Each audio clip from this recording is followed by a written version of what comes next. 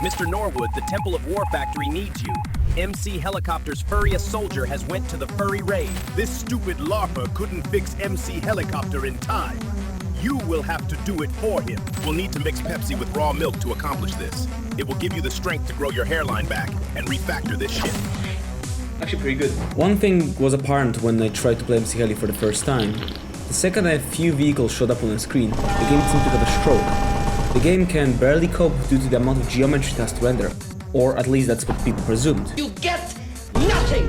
You lose! Which is why most of the known content creators or MCHeli tell people to compress their models to keep the poly count low and prevent the game from running at 10 FPS. I get the idea, though something is not adding up. Most of today's GPUs can render millions of polygons to a point where GPU companies need to make up new inefficient tech to sell us more overpriced glorified AI upscalers. So how come Minecraft seemingly starts acting like it's running on a 25-year-old computer when you put more than 40 triangles on the screen? That's because it's just trying to render it like it's the 90s. You see, Minecraft 1.12.2 is running in compact profile. If you're not an OpenGL programmer, let me explain.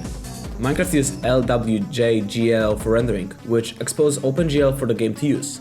OpenGL is a standard that has been around since forever and went through several versions as graphics programming evolved. The problem was that the modernization that was occurring was so radical, but at some point Chronos Foundation were in a pickle. If they removed the older functionality, all the previous programs would break. But if they kept them, they will likely cause the standard to become a bloated mess. Not to mention that graphics programming was also pretty close to hardware even back then. Some hardware inherently lacked support for some newer features required, hence a compromise.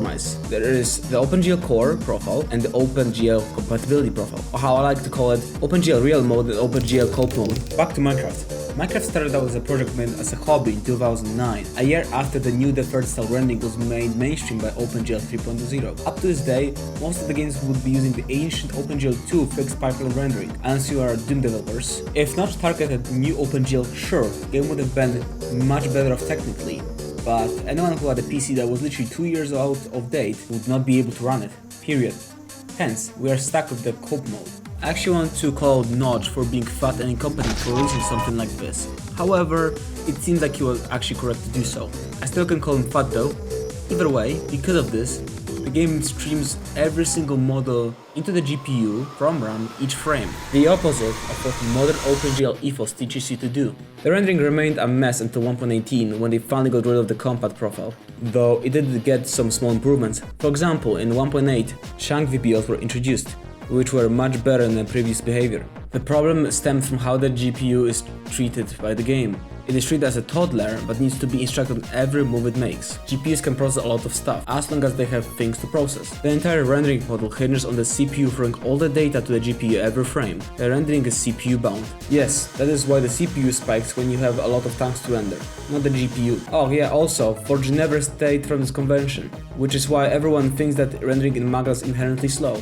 To quote myself, the Minecraft tesslator and its consequences have been the disaster of the modpack dev race. How did EMB render his vehicles? Exactly like everyone else. Or actually, he did somehow figure out how to make it even worse. He used OpenGL function called glGetInteger, which has a massive impact on the performance if abused. What's even funnier is that it did absolutely nothing. Moving it alone gave a 40% performance boost. We can go much faster, however. Instead of pushing the entire model through each frame, how about we give it the entire model to the GPU and then tell it to render it on screen whenever we need it.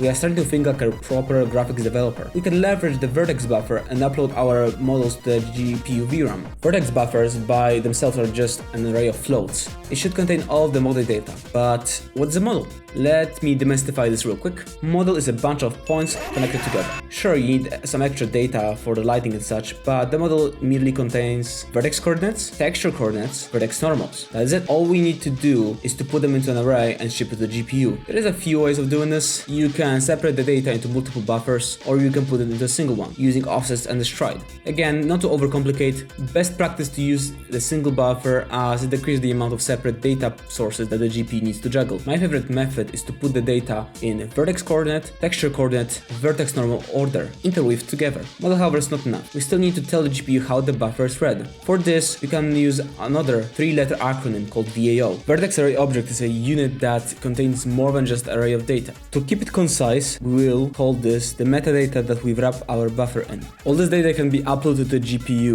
When allocating the space for the data, we get a number that is basically an ID in the GPU with which we can access it. Now, every time we need to render it, all that we do is tell GPU to access and draw the model that's under the handle. Hooray, we just outsmarted EMB. We can now do this for each part of the model. This by itself increases the model rendering speed substantially. With this patch, I saw people reaching FPS 10 times higher than before. This exposed the next bottleneck, however, draw calls. While we have taken the boot of the GPU's neck, we still are sending hundreds of draw calls to the GPU per vehicle. This is not as big of an issue for most vehicles in isolation, but they do add up once you increase the count. Obviously, we want to decrease the amount of those draw calls as much as we can. First option is to decrease the amount of discrete rotation translation calls. When rotating objects, each part of vehicle needs to be rendered separately to apply animations. One way we can save on the draw calls is by combining them together. We can simply combine all the rotations to a matrix. Normally, if we want to rotate the object in all directions and move it, you have to send the draw call per each action. Instead, we can apply them into a matrix and send it to the GPU all in one call. This is nice, but doesn't deal with the biggest source of draw call spam, types of threads that need to be moved for sake of animation. This means that every single thread needs to be independently rendered and positioned, and Tank has close to 100 threads. It is simpler for Minecraft to render the Garden of Banban remote than this. Obviously, there's a solution to this, but it comes at a cost. OpenGL allows for instancing of models, which allows me to render the same object many times, with transformations, using a single draw call. However, for this I am required to use a shader. Yes, shaders can do more than put rays and TAA Vaseline on your screen. They're the backbone of modern OpenGL. Keyword modern. Here's the issue. Minecraft never binds any shaders. Yes, despite shaders being the first thing you hear whenever you enter the graphics programming space, Minecraft never uses them. This is indirectly why the shaders mods took off, since if there are no shaders, modders can add their own. The problem is that because of that assumption,